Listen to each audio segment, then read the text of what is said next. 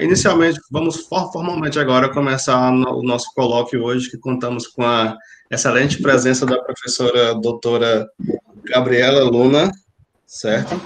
Ela vai falar para a gente sobre tópicos que ela investigou ao longo do doutorado dela, recentemente defendido no DF, UFPB. O título da apresentação será Testes de modificações da gravitação na escala atômica, tá certo? Professora, você terá em torno de 40 a 50 minutos, tá bom? Para apresentar os seus tópicos, tá legal? E em seguida a gente dará abertura aos espaço para os ouvintes, tá bom? Para a audiência fazer perguntas, comentários, ok? Então, por gentileza, pode começar a sua explanação. Obrigada, gente. Boa tarde, formalmente agora. Como o professor Fábio já disse, né, o título da minha apresentação é Testes de modificação da gravitação em escala atômica, e muita gente talvez tenha fugido por causa do título, mas falando resumidamente, né, o que o título quer dizer, que eu trabalhei junto do meu orientador Fábio Daia, foi procurando por testes de modificação da gravitação, né, teorias que tragam evidências de que existem outras teorias da gravitação, e nós pesquisamos isto em experimentos de escala atômica. Aqui está apresentado como está a organização da minha apresentação, né? Eu vou dar uma breve introdução sobre o que motivou a minha pesquisa. No segundo capítulo, na segunda parte, eu vou trazer um pouco sobre teorias de dimensões extras, que é uma das teorias que justificam modificações da gravitação. No terceiro momento, eu vou trazer alguns exemplos de estudos que buscam por vínculos em modelos de dimensões extras ou outros tipos de modificações da gravidade. E, por fim, eu vou apresentar o meu trabalho, os meus resultados, né, que foram feitos com base em testes espectroscópicos do hidrogênio. Nós sabemos que no paradigma atual da física, nós temos 4 forças fundamentais na natureza, né? A força fraca, a força forte, a eletromagnética e a gravitacional. E existe uma tentativa de unificar essas forças fundamentais da natureza, principalmente pelo motivo da gravidade ter uma magnitude tão baixa se comparada com as demais forças. Essas tentativas de unificar essas forças levaram ao surgimento de teorias de dimensões extras, na qual se destacam 3 modelos, né? A teoria de Kaluza-Clay, o modelo ADD e o modelo de Randall-Sundrum. Todos esses modelos, eles tratam de modificações do campo gravitacional, certo? Os quais levam a indícios de que existem dimensões extras no universo. E como que a gente, físico que procura por dimensões extras no universo, a gente consegue dizer, olha, aqui talvez exista dimensões extras. A gente compara resultados teóricos que a gente tem, que a gente procura, né, com os resultados experimentais já existentes, e a gente consegue impor vínculos, sim, através de alguns parâmetros, que vocês vão ver quais são esses parâmetros que a gente usa, e dizer, olha, se esse parâmetro for menor que tanto, então é um indício que tem dimensão extra. Então, se for maior que tanto, existe um indício de dimensão extra. E o objetivo do nosso trabalho foi justamente procurar por desvios do campo gravitacional em escala atômica, utilizando dados espectroscópicos do hidrogênio. A motivação para se estudar dimensões extras existem 2, né? Uma é a tentativa de unificar a força gravitacional com a eletromagnética, que isso era um desejo desde a época de Albert Einstein, depois de ele formular a sua teoria da relatividade geral. E uma outra motivação é o problema da hierarquia, que existe entre a escala eletrofraca e a escala de Planck. E o que seria esse problema da hierarquia? Ele diz respeito a uma discrepância que existe, da ordem de 10 a 16, entre a força eletrofraca e a força gravitacional. E por que problema? Porque para os físicos que buscam por teorias de unificação, essa diferença da ordem de magnitude delas é um problema para se unificar as forças. Então, na tentativa de resolver esses problemas, surgiram teorias de dimensões extras, nas quais se destacam esses 3 modelos que eu já falei na introdução. Vamos começar com a teoria de Kaluza-Clay, que foi a teoria precursora em modelos de dimensões extras, e o objetivo dela era de unificar a interação gravitacional com a eletromagnética em uma teoria de 5 dimensões.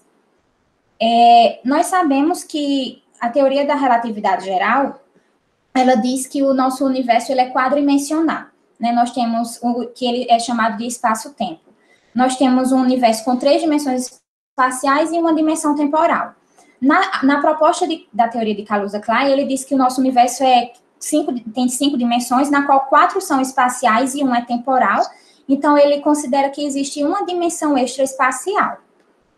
E a proposta de Kaluza, né, essa teoria foi formada por 2 físicos, Kaluza e Clay, e primeiro Kaluza deu a proposta dele, depois Clay disse que achou que a proposta dele era muito matemática e veio trazer uma justificativa mais física para formular essa teoria. Então, a proposta de Kaluza foi de que existia uma teoria da gravitação em 5 dimensões, mas com uma métrica que não dependesse da coordenada de dimensão extra. E aí, o que é, para quem não é da área, né, pode se perguntar o que seria a métrica. A métrica, ela é representada por G mini, G com índice mini, e ela determina a configuração do espaço-tempo. Ela tem unidade de comprimento. Ela tem as coordenadas tanto do espaço quanto do tempo. Certo? Então, a métrica proposta por Kaluza foi essa métrica. Certo? Não vou entrar em muitos detalhes, estou botando aqui só a nível de conhecimento mesmo. E como a métrica não dependia da coordenada de dimensão extra, então a gente pode dizer, né, essa condição chamada de condição cilíndrica, ela é representada matematicamente por esta equação. Deixa eu testar aqui o laser. Aqui. Por esta equação. Certo? Onde a derivada dela com respeito à dimensão extra, que é caracterizada pela letra Z, representada pela letra Z, essa derivada é nula. Então, essa foi a proposta de Kaluza. E aí, a ideia dele era de mostrar que a matéria, em 4 dimensões, ela é uma manifestação da geometria em 5 dimensões. Como assim? A gente sabe que pela TRG, né, a teoria da relatividade geral, matéria e geometria, energia e geometria, elas estão inteiramente ligadas, né? A presença de energia no espaço causa curvatura. Então, a matéria está ligada à geometria do espaço-tempo. Então, ele queria mostrar que a matéria no universo quadridimensional, que seria 3 espaciais e 1 temporal, era uma manifestação do caso dele estar considerando uma geometria em 5 dimensões, como uma espacial extra. Então, para ele, o universo em 5 dimensões era vazio, o que matematicamente permite a gente escrever as equações de Einstein da seguinte forma, como está aqui nesse quadrinho, onde GAB é o tensor de Einstein e RAB é o tensor de Hit. Considerando a métrica que ele propôs e que o campo escalar ele era constante, então ele conseguiu chegar nessas equações. Tá? O que são essas equações? Né? Nessa equação, nessa primeira aqui, nós temos, de um lado, o G mini, que é o tensor de Einstein em 4 dimensões, e do outro lado nós temos o T mini eletromagnético, que é o tensor energia-momento eletromagnético. E aqui nós temos as equações de Maxwell no vácuo, onde F mini é o tensor eletromagnético, certo? Então, ele saiu de um espaço de 5 dimensões e conseguiu chegar nas equações de Einstein acoplada ao eletromagnetismo, mais as equações de Maxwell no vácuo. Então, ele mostra que a sua teoria contém as equações da gravitação em 4 dimensões, que é essa primeira, mais as equações de Maxwell no vácuo. Então, dessa forma, ele consegue cumprir com o objetivo dele, que era unificar gravitação e eletromagnetismo em uma teoria de 5 dimensões. E aí vem a contribuição de Klein, né? Ele achou que essa proposta de Kaluza era muito matemática e precisava de algo mais físico para justificar o fato da dimensão extra não ser observada. Tá, se existe dimensão extra, então por que ela não é observada na natureza? E aí ele postulou que essa dimensão extra tinha uma topologia compacta. E compacta de um tamanho suficiente para não ser observada. Ele assumiu que essa topologia tinha o formato de um círculo, certo? Ela topologia compacta no formato de um círculo, o que nos permite escrever essa condição de periodicidade aqui. Z é a dimensão extra, então, a cada 2πl, eu vou estar repetindo o ponto de onde eu parti. Então, como tem uma condição de periodicidade, a gente pode escrever o campo escalar, que é esse φ, aqui, e generalizar isso para todos os campos que a gente estiver considerando, e expandir eles em série de Fourier, por causa da periodicidade. Então, a gente expandindo esse campo em séries de Fourier, nós conseguimos verificar que esse φ elevado a n, que está circulado, ele é chamado de modo de Kaluza-Klein. E aí nós temos que os campos vão ser independentes da dimensão extra apenas quando o modo zero for excitado, ou seja, quando n for igual a zero. E qual os efeitos de considerar essa dimensão extra compacta? Né? Não é tão direto como eu vou falar aqui, mas depois de a gente fazer alguns cálculos substituindo esse campo escalar como série de Fourier na equação de Klein-Gordon, e resolver a equação por separação de variáveis, a gente consegue verificar que a constante de separação, ela tem significado físico de massa, e que essa massa do campo, ela se relaciona com o campo da dimensão, com o tamanho da dimensão extra, que é representado pela letra L. Então, eu tenho que a massa do campo, ele é igual a n, que é um inteiro, dividido pelo tamanho da dimensão extra. Então, eu tenho que, se a energia é proporcional à massa, então eu tenho aí um valor mínimo para que o estado do modo de Kaluza-Klein fosse excitado. Né? Com um valor menor que n sobre L, eu não consigo excitar esse estado. Sim, e os modos com n0 são chamados de modo zero e todos os outros são chamados de modo de Kaluza-Klein ou modos KK.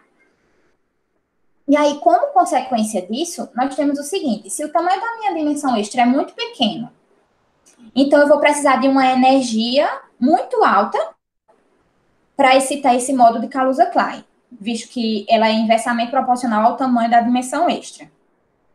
De modo que apenas os modos com n, os modos com n diferente de zero não vão ser observados experimentalmente. Se eu tenho uma energia muito alta muito alta comparada às energias dos aceleradores de partícula, que hoje chegam a 14 TeVs. Então, se eu tenho uma energia muito maior que isso, eu não vou verificar esses modos na natureza. E apenas os modos com n0 seriam observados. Que isso é uma previsão da teoria de Kaluza-Klein. Então, aí surge a pergunta, né? Qual deve ser o tamanho dessa escala de compactação?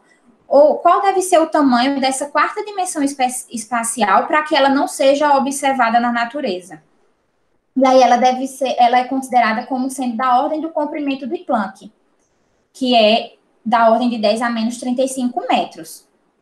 E como consequência, nós temos que a massa dos estados excitados são da ordem da massa de Planck, que é 10 a 19 GeVs. Então, dessa forma, considerando que a dimensão extra é compacta, no tamanho de um círculo, da ordem de 10 a menos 35, então muito pequena. Então, assim, a teoria de Kaluza-Klein consegue comprovar a não detecção experimental da teoria de dimensão extra. Assim como o Kaluza também conseguiu mostrar que em 5 dimensões ele unifica eletricidade, eletromagnetismo e gravitação. Dúvidas quanto a esse primeiro, gente? Vou seguindo. Não, Gabi, pode continuar. Tá. Fique à vontade aí. Pronto, o segundo modelo, né? O modelo ADD. O nome ADD vem do nome dos físicos que propuseram esse modelo, né? O nome dos 3 físicos, que é Arcani, Dimopoulos e Diwali. E a motivação dele já foi a segunda motivação para se estudar a dimensão extra que eu citei na introdução, né? Que foi resolver o problema da hierarquia. O modelo ADD é um modelo baseado em modelo de Branas, tá? E o que diz o modelo de Branas? O modelo de Branas, ele considera que o universo, o universo em que a gente vive é uma hipersuperfície chamada de Brana, que está imerso em um universo de dimensões maiores. Então, a gente viveria em cima de uma Brana, certo? E nessa Brana, nós temos que todos os campos estão presos a ela.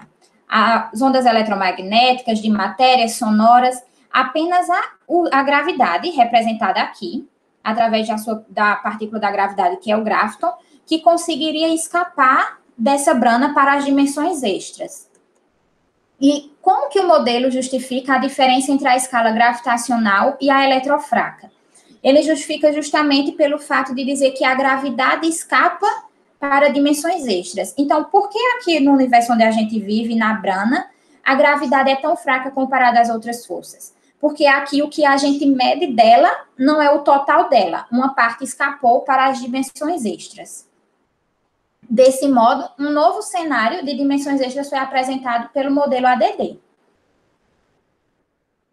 Como o modelo ADD explica o fato das dimensões extras não serem observadas na natureza? Ele também considera dimensões extras compactas, sendo que Kaluza-Clay considera a topologia no formato de um círculo. O modelo ADD considera no formato de um cilindro. E aí, nessa figura aqui, nós temos uma massa, certo? Na superfície de um hipercilindro, ou seja, de mais de 3 dimensões. E nós temos um observador que está, vamos dizer, do outro lado do cilindro, observando essa massa. E como nós temos um hipercilindro, então nós temos que as linhas de força para chegar até esse observador, elas podem seguir diversos caminhos diferentes, dando N voltas nesse cilindro. De modo que se a gente faz um corte no cilindro, representado por essa figura B, a gente tem que várias linhas de força chegam aos olhos do observador por caminhos diferentes. Certo? Isso aí é só uma figura para representar como que eles acreditavam que é essa, como que eles acreditam, né? Que é essa dimensão extra compacta, para o modelo deles. E aí, se a gente considera que o observador agora, nessa figura C, se a gente considera que esse observador, ele está muito distante desse cilindro, então eu posso, uma distância R, por exemplo, então eu posso colocar uma superfície gaussiana, certo? Envolvendo esse cilindro, calcular o campo para esse observador e, através do gradiente do campo, calcular o potencial gravitacional que esse observador vai sentir. E aí, com isso, a gente consegue escrever uma equação para o campo, generalizando para deltas dimensões extras. Esse delta aqui, ele representa o número de dimensões extras. Então, aqui seriam 4 espaciais e uma extra. São 3 espaciais e uma dimensão extra. Né? Então, lembrando da nossa equação para o campo gravitacional em 3 dimensões, está aqui nessa caixinha azul. Então, generalizando ela para 4 dimensões, certo? Eu tenho que esse G5 seria a constante gravitacional, que se relaciona com a constante gravitacional em 4 dimensões por essa equação. Então, substituindo aqui, eu volto para a minha equação de 3 dimensões. E aí, a gente tem como generalizar ela para delta dimensões extras. Quantas dimensões extras a gente quiser calcular esse campo, que é generalizado por esta equação. E aí, a gente tem 2 coisas importantes para observar aqui, analisando esse potencial gravitacional. Uma é que ele vai reproduzir o comportamento tridimensional para longas distâncias. Então, se eu me afasto uma distância R muito maior que 2πrl, que é o comprimento da dimensão extra compacta. Então, eu volto, se eu me afasto muito da dimensão extra, eu vou observar um comportamento tridimensional. Por outro lado, se eu me aproximo muito para distâncias bem menores, esse meu potencial ele vai aumentar. Então, isso é um ponto importante, é observar que, como que eu digo? Observar que o potencial, que leis do inverso do quadrado, certo? Leis do inverso do quadrado da distância, tipo o potencial, a lei da força gravitacional, elas podem trazer indícios de que existem dimensões extras, porque eu sei que, considerando a dimensão extra, se eu me aproximar, eu vou estar fortalecendo o meu potencial naquela região. E aí nós temos uma equação que relaciona o comprimento da dimensão extra com o número total de dimensões LC é o comprimento dessa dimensão extra e o eta aqui é o número total de dimensões. Então, eu relaciono essas 2 coisas dessa forma. Então, por exemplo, se a gente quer saber qual seria o tamanho da dimensão extra para 5 dimensões totais, certo? Então, se eu substituo 5 aqui, eu vou ter 2 sobre 1, que ficaria 10 elevado a 30, menos 18, que dá 10 a 12 centímetros.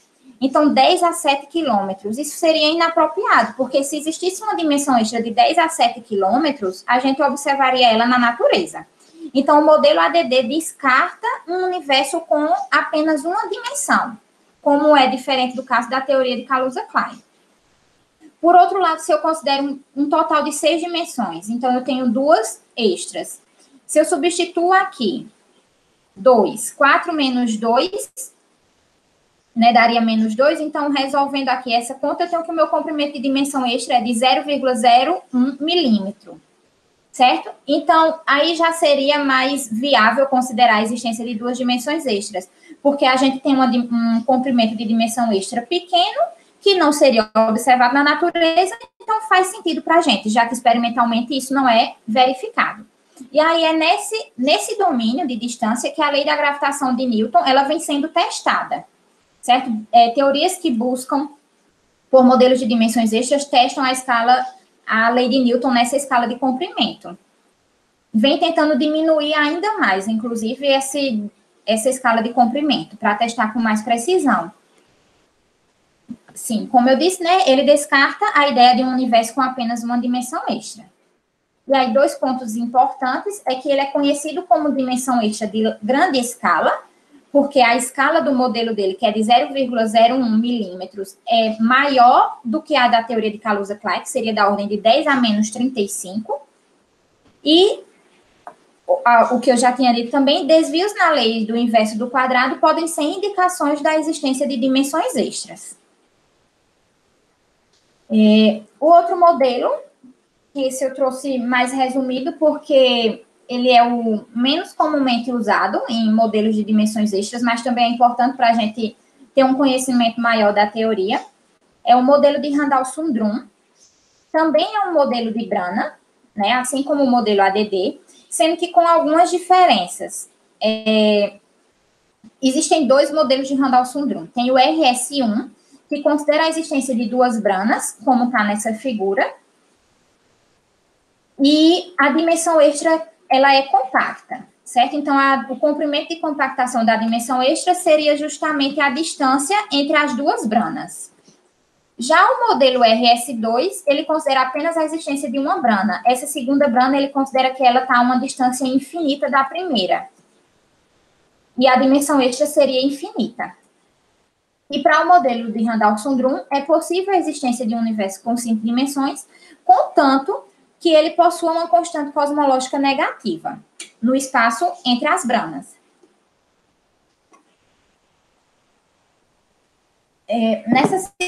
Nessa terceira parte, eu trago um pouco de outros estudos, de outros experimentos, que vinculam parâmetros em modelos de dimensões extras ou de outras modificações da gravitação. E, antes da gente entrar nesse assunto, né, nesses vínculos, né, eu preciso explicar um pouco sobre como funciona essa parametrização. Existem 2 parametrizações que são mais usadas, certo? Que é a parametrização de Yukawa e a parametrização de lei de potência. E como que isso acontece? Aqui nós temos o potencial, por exemplo, na parametrização de Yukawa. Nós temos o potencial newtoniano, mais um termo, que é chamado termo de potencial de Yukawa, certo? Então, eu considero que a minha modificação da gravitação está nesse termo e é do tipo exponencial. E aí, muitas teorias, tem uma teoria também chamada teoria FDR, ela faz estudos que mostram que as modificações da gravitação são do tipo exponencial. Então, a parametrização de Yukawa, ela se fundamenta nisso, nesses estudos. Onde esse parâmetro alfa? Ele é um parâmetro adimensional e está relacionado ao número de dimensão extra. E o parâmetro lambda, ela é uma escala de comprimento associada à escala de compactação. Então, ela tem a ver, o alfa tem a ver com o número de dimensões extras, o lambda tem a ver com o tamanho da dimensão extra. Então, se eu sei calcular o meu potencial newtoniano, eu calculo ele experimentalmente, calculo ele teórico. Então, eu tenho como, comparando o resultado teórico com o experimental, dizer que a diferença dos dois está justamente nessa contribuição de Yukawa, e aí eu vinculo o meu parâmetro alfa e o meu parâmetro lambda. E também existe a parametrização de lei de potência, que aí diz que a modificação da gravitação é dada por esse termo aqui, de uma potência de n-1. O alfa-n é uma constante adimensional e o n-1 ele está relacionado ao número de dimensões extras. E aí eu trouxe, no meu trabalho, né, a gente utilizou a parametrização de Yukawa, mas estudamos também um pouco da parametrização de lei de potência. E aí eu trouxe 2 vínculos, certo? Para a gente discutir um pouco. E aqui eu trouxe alguns, só para a nível de conhecimento, que também estudam modificações de gravitação e busca por teorias de dimensões extras, como experiências de balança de torção, experimentos com colisores, o efeito Casimir e vínculos espectroscópicos. E só para vocês terem conhecimento de outras áreas que estudam isso, né? O efeito Casimir, por exemplo, eu não sei se vocês já ouviram falar nesse efeito, mas ele é um efeito que acontece da seguinte forma. A gente imagina uma câmara, certo? Isolada e totalmente selada, onde contribuição externa nenhuma vai chegar dentro dessa câmara. E dentro dela a gente coloca 2 placas, que estão representadas aqui por essas placas azuis. A gente coloca essas 2 placas, que elas são metálicas, são condutoras e estão neutras. E ligadas às placas, a gente coloca um medidor de força, certo? Que consegue medir forças de ordens bem pequenas. Classicamente, a gente espera que força nenhuma apareça nesse medidor de força, porque as placas estão neutras, então não vai ter força elétrica. E dentro dessa câmara está estabelecido o vácuo, né? Ela está completamente, o vácuo, vamos dizer, classicamente, o vácuo absoluto ali dentro. Sendo que quando a gente faz a medição dessa força entre as placas, a gente tem a presença de uma força, né? E o nome desse efeito, de aparecer essa força, mesmo com as placas sendo neutras, é chamado de efeito Casimir. E aí o físico Casimir veio explicar o que está acontecendo, né? Esse efeito, ele é uma consequência de oscilações quânticas eletromagnéticas do vácuo. A gente tem que, classicamente, o vácuo, ele é completamente o vazio. Mas, quanticamente, existe um processo de criação e aniquilação de partículas no vácuo, e essa presença, ela, mesmo sendo pequena, ela faz aparecer uma força. E isso é uma manifestação, esse efeito é uma manifestação macroscópica das propriedades microscópicas do vácuo quântico. E estudar o efeito Casimir, o experimento com a força de Casimir, ela é usada também para buscar por modelos de modificação de dimensões extras. E aí eu trouxe uma tabela com alguns resultados de alguns experimentos que buscam por isso, certo? E aqui só para vocês verem, olha, cada experimento, ele traz o vínculo do alfa e o vínculo do lambda. Eles usaram a parametrização de Yukawa também. E aí, por exemplo, ele está vinculando, no primeiro caso, ele está vinculando o alfa menor que 2 vezes 10 a 8. Então, eu posso dizer, olha, para um alfa menor do que 2 vezes 10 a 8, existem evidências de que tem uma teoria de modificação da gravitação. Pode vir uma evidência de dimensões extras, porque a gente tem como relacionar o alfa com o número de dimensão extra e o lambda com o comprimento da dimensão extra. Um outro experimento que também procura por modificações são experimentos com colisores de partícula, né? E aí, o que são colisores de partículas? São experimentos que trabalham com feixes de partículas de alta energia e que buscam descobrir partículas supersimétricas, partículas novas na natureza, e existem vínculos oriundos do LHC, que é o colisor de hadrons, que ele é um colisor de próton com próton, né, capaz de estudar uma escala da ordem de TeV. E aí, o principal sinal experimental de gravitons, que é a partícula da gravidade, no LHC, ele é proveniente de um processo de colisão de próton com próton. Então, como que um experimento de colisor, por exemplo, pode trazer indícios de que existem dimensões extras? Nós temos que um próton colide com outro próton, certo? E eu sei a energia da colisão deles. Tenho como medir a gente tem como ser medido isso no LHC, a energia no final da colisão. Então, eu tenho que um próton colide com um próton, representado aqui por esse PP, e como resultado, a gente tem um jato de partículas mais um termo de energia faltante. Então, no final do processo, a energia final ela é diferente da inicial. Então, por conservação de energia, essa energia deve estar em algum lugar.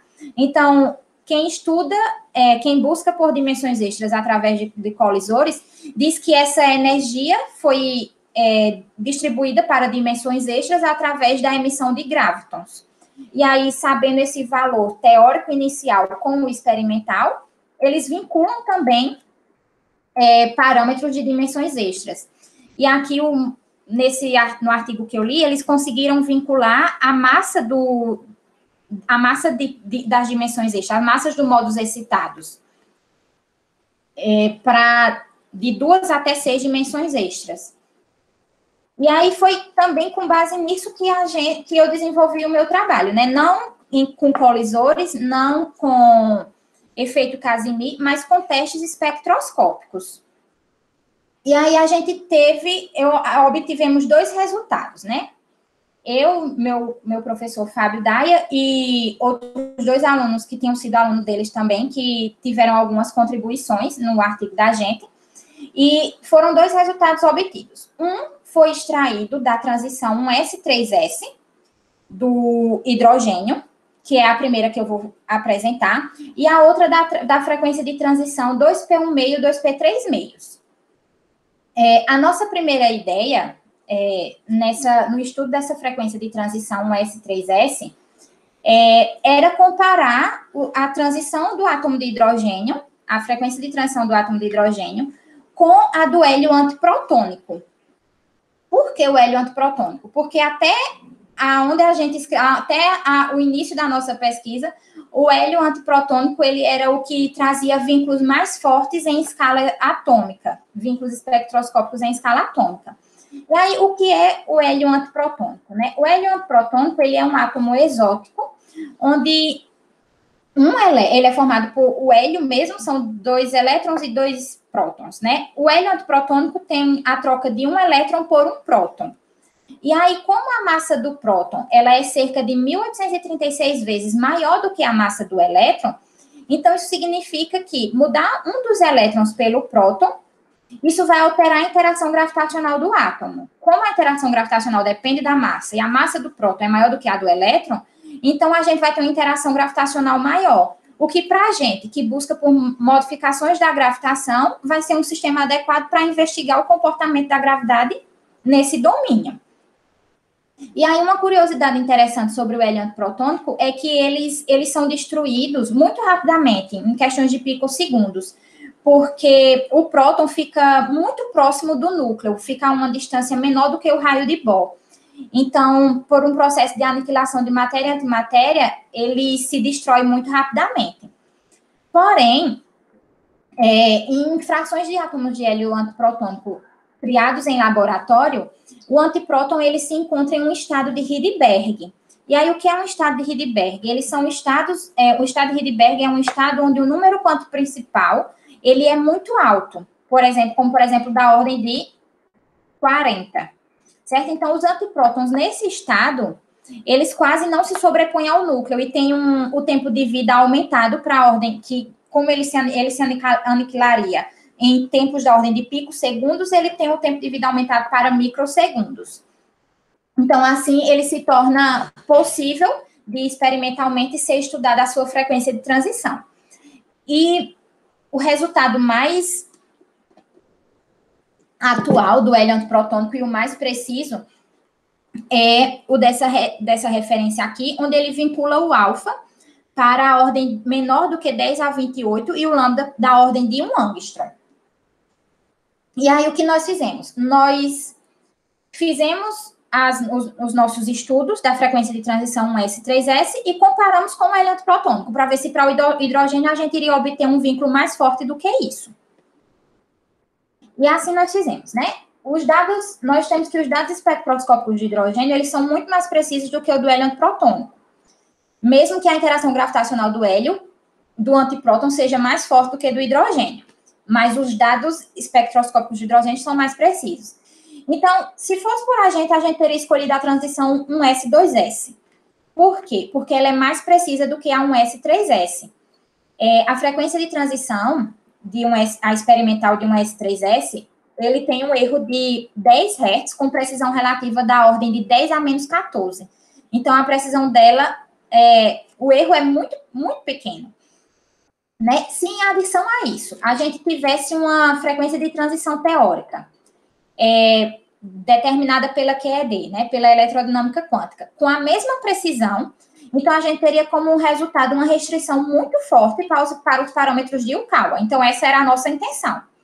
Sendo que essa frequência de transição do 1s3s, ela é utilizada para determinar os valores das constantes fundamentais da natureza, como, por exemplo, a constante de Rydberg.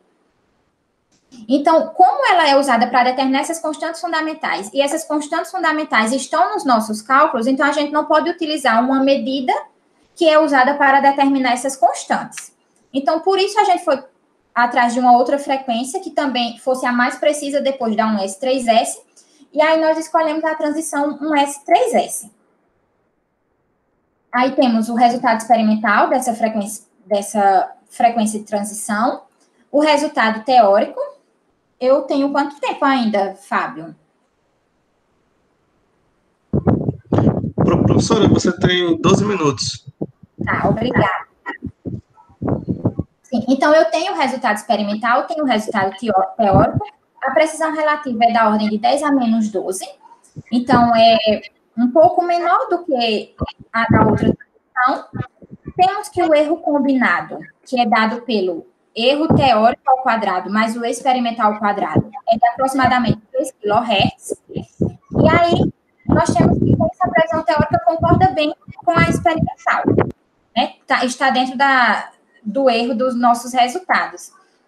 Então, se existe uma contribuição, se nessa frequência de transição, existe uma contribuição da gravitação, que a gente representa por esse delta maiúsculo F, eu tenho que essa minha contribuição de correções adicionais na frequência de transição deve ser menor do que esse erro combinado.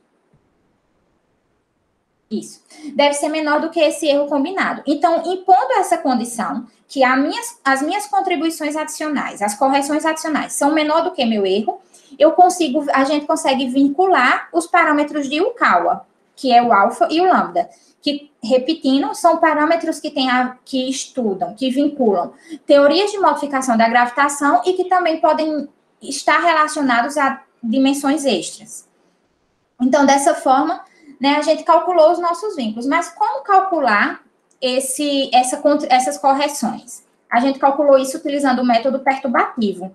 Né, nós consideramos que a nova interação entre o próton e o elétron, para o átomo de hidrogênio, ela é descrita em ordem principal por um termo a mais na Hamiltoniana, onde esse φ, ele é o potencial gravitacional modificado. Então, nós consideramos que o nosso potencial é do tipo Yukawa, certo? A nossa contribuição estaria aqui nesse termo. E nós temos que esse termo a mais na Hamiltoniana, ela vai diminuir a energia do meu estado, Psi, em uma quantidade que é igual ao valor médio dessa Hamiltoniana para cada estado. Então, eu tenho que essa correção ela é igual ao valor médio da Hamiltoniana para o estado 3s, menos o valor médio para o estado 1s, dividido pela constante de Planck. Assim, nós conseguimos impor os nossos vínculos através dessa condição aqui. Voltando. Através desta condição. E aí, nós plotamos o nosso gráfico. Né? Essa linha tracejada, ela representa o nosso vínculo para essa transição 1s3s do hidrogênio. E aí, nós temos que a região acima da linha do gráfico, entendeu? A região que está acima da linha do gráfico, ela é excluída. Então, quanto mais eu excluir acima dela, significa que eu vinculei mais forte. E aí, nós comparamos ela com outros 3 átomos exóticos. Esse primeiro aqui, DDM+, que são 2 deutérons com um muon. Esse aqui, que é o hélio antiprotônico, e aqui um deutério com hidrogênio. Então, a gente conseguiu observar que o nosso vínculo para essa transição, um S3S, ela é mais forte do que esses átomos exóticos. Apenas numa faixa aqui de 1 angstrom é que ela é sobreposta por esse hidrogênio com esse deutério com hidrogênio, por essa molécula, certo? Mas ela é até mais forte do que a do hélio antiprotônico, que era a mais forte até os nossos resultados. E aí, nós também nos atrevemos a fazer o gráfico para a transição S2S, só para ver quanto ela excluiria, quanto ela vincularia, caso pudesse ser usada. Então, a gente observa que ela vincularia ainda... Ai, desculpa. Ela vincularia muito mais do que a transição S3S. E nós comparamos também com outros limites, né, em diversas escalas de comprimento, aqui de 10 a 12 até 10 a menos 18, onde a gente tem aqui alguns outros experimentos que procuram por modificações da gravitação, como experimentos de colisores, experimentos de espalhamento de nêutrons, do efeito Casimir, balança de torção, testes klepperianos, e aqui o Lunar Laser Ranging, eu acho que é isso o nome. E aqui, dando um zoom nessa região, onde nessa escala aqui de comprimento é onde está o nosso resultado, então a gente vê aqui, ó, como a gente já tinha visto, ela é sobrepõe o vínculo desses átomos exóticos, e ele só ultrapassa o nosso vínculo, o do espalhamento de nêutrons. Mas o nosso vínculo, ele consegue ser maior do que o desses outros átomos. E aí, esse foi o nosso primeiro resultado, né? Nós conseguimos impor um vínculo forte e considerável para testes de modificação da gravitação. O segundo resultado, a segunda parte, ele foi extraído da transição 2p1,5, 2p3,5, e ele foi baseado em um experimento, que é chamado experimento MTVG. O nome MTVG vem de onde? O M vem de polarímetro MOT, o T de T-violação e o G de gravidade. Polarímetro MOT, ele é um experimento que ele se baseia no espalhamento de Rutherford. No entanto, ele utiliza elétrons ao invés de utilizar as partículas alfa. Ele usa elétrons porque o elétron não interage através da força forte. Dessa forma, ele consegue adentrar no núcleo e trazer para a gente mais informações sobre a estrutura nuclear do que a gente está estudando. T-violação tem a ver com simetria de inversão temporal, e a gravidade foi inserida nesse experimento, que já existia o experimento MTV. Então, essa é uma reformulação desse experimento que insere a gravidade por causa do seu objetivo. Que o objetivo do experimento é investigar a possibilidade de um forte campo gravitacional ao redor do núcleo atômico através de medidas de precessão de spin de um elétron, numa abordagem por busca de dimensões extras. Então, esse é o objetivo do experimento. A ideia de MOT que é o idealizador desse experimento, era de detectar o spin de um elétron isolado. Como assim? A gente tem que o experimento de Sterling-Geller, ele detecta o spin do átomo, né? E MOT queria detectar o spin do elétron. Mas como a gente podia fazer isso? Ele imaginou que isso poderia ser feito através de um experimento de duplo espalhamento, da seguinte forma. Aqui nós temos um feixe não polarizado de elétrons que está vindo colidir com um núcleo de um átomo de número atômico bastante alto, certo? Professora, e aí você tem mais 5 minutos, tá certo? Tá bom, Fábio. Então, nós temos que esse feixe, ele vai ser direcionado para um segundo átomo, certo? E aí ele consegue medir o que ele chama de assimetria esquerda-direita. E isso tem a ver com a precessão, o termo de interação spin-órbita. Como que isso é feito? Por exemplo, a figura que eu vou botar agora, vocês tentem imaginar ela não assim, vertical como está, mas imagina... Vocês estão me vendo? Sim. Pronto, Sim. Imagina ela como se vocês estivessem olhando assim. Aqui, ela está acontecendo na mesa, certo? No plano da mesa. E aí, nós temos um núcleo, certo? Onde, quando os elétrons vêm do primeiro alvo, eles vão ser jogados, vão estar sendo direcionados para esse núcleo, e vão estar chegando tanto de um lado quanto do outro, um feixe de átomos, certo? E aí eles conseguem medir os elétrons que chegam pela direita e os que chegam pela esquerda. E com isso eles medem uma assimetria. Como assim? Considerando, por exemplo, que do primeiro alvo, os spins saem polarizados verticalmente, certo? Para cima, devido ao termo de interação spin-órbita. Então, eles saem direcionados para cima, e aí, pela regra da mão direita, a gente consegue calcular o momento angular, certo? Nós temos o vetor R e o vetor momento, que o momento está direcionado no sentido da direção do movimento, né? Então, do lado direito, o momento com o vetor R dá que o nosso momento angular, ele também é direcionado para cima. Do outro lado, pela regra da mão direita, nós temos que o momento angular vai estar entrando no plano. Então, dessa forma, o termo de interação spin-órbita, que é um termo adicional na Hamiltoniana, proporcional ao spin vezes o momento angular, vai ser maior para os elétrons que chegam da direita e menor para os elétrons que chegam da esquerda. Certo? Então, eles conseguem medir essa assimetria através do termo de interação spin-órbita e calculam assim, e medem assim o spin do elétron, através de um experimento de duplo espalhamento. Sim. E aí, esse experimento, ele considera o spin, ele mede essa precessão do spin, sendo que ele não considera o formalismo quântico.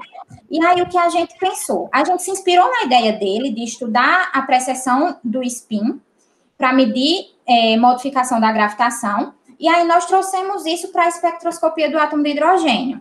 Nós consideramos a precessão do spin no formalismo da mecânica quântica, e aí, com isso, nosso interesse era estudar o campo gravitacional produzido pelo próton no átomo de hidrogênio, que em uma primeira aproximação a gente considera como sendo estático e esfericamente simétrico. Certo? Então, a gente representa isso por um elemento de linha esfericamente simétrico, certo? Onde essas constantes W e V, eles são expressos em termos do potencial. Dessa forma, onde o potencial aqui é um φ e aqui é um potencial φ. E esse potencial φ, ele poderia, se a gente estivesse considerando, não estivesse buscando por modificação da gravitação, a gente poderia considerar que ele é igual ao φ. É assim que é feito na teoria da relatividade geral. Porém, como nós queremos buscar a modificação da gravitação, a gente considera que esse φ ele é diferente, certo? E ele está relacionado à curvatura do espaço-tempo, porque ele é o que vem do V, que está relacionado com as coordenadas espaciais. Esse φ, né, considerar que eles são diferentes, que esses potenciais são diferentes, está ligado a um formalismo chamado formalismo PPN, que significa formalismo de parametrização pós-newtoniano. Eu acho que eu vou passar uns 5 minutinhos, tá, gente?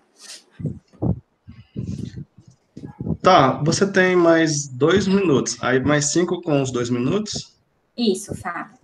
Tá, tudo bem. O objetivo do formalismo PPN, quando esse formalismo foi criado, eram 3.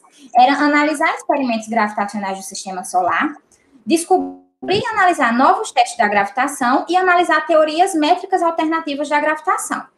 Certo? Então, do mesmo jeito que a gente vincula o potencial com os parâmetros de Yukawa, a gente vai vincular esse potencial também diferente com os parâmetros de Yukawa. Sendo que para o potencial φ, nós vamos ter os parâmetros alfa e lambda, para o φ, um alfa e um lambda.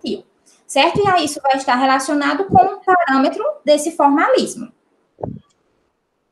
E aí a gente pode escrever o potencial dessa forma, certo? A gente considera o limite de R muito menor que lambda, então a gente tem que a nossa exponencial vai para 1 e a gente fica com o potencial dessa forma mais reduzida, mais simples.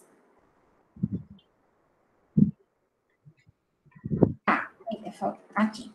Tá, e aí vem uma parte que também foi bastante importante do trabalho, que foi um formalismo quântico que a gente estudou, que é chamado formalismo de Foltz-Voltussen.